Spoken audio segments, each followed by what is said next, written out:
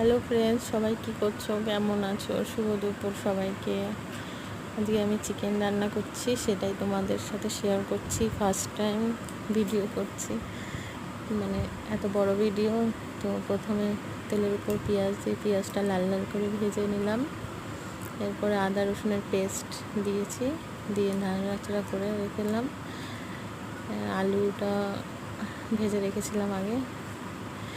এরপরে দিলাম জিরের গুঁড়ো, তারপরে দিলাম সানরাইজের গুঁড়ো, লঙ্কার গুঁড়ো। তো তারপর টমেটোটা দিয়ে ভালো করে নাড়াচাড়া করে চিকেনটা ঢেলে দিলাম।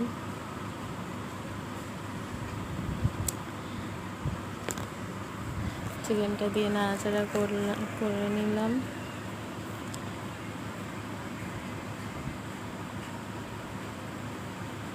তোমরা কে কে সানরাইজের মশলা ব্যবহার করো সবাই কমেন্ট করে জানিও।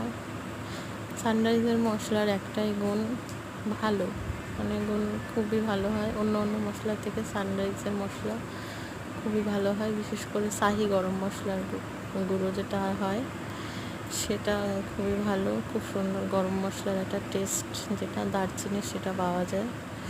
এরপর আলু দিয়ে দিলাম, কাঁচা লঙ্কা, চিড়ে রাখা কাঁচা লঙ্কা দিয়ে আর একটু নেড়ে চেড়ে এরপরে ঢাকা দিয়ে দেবো।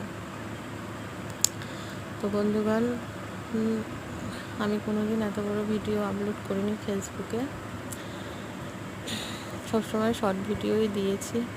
তোমরা সবাই দেখো, কমেন্ট করে বলো।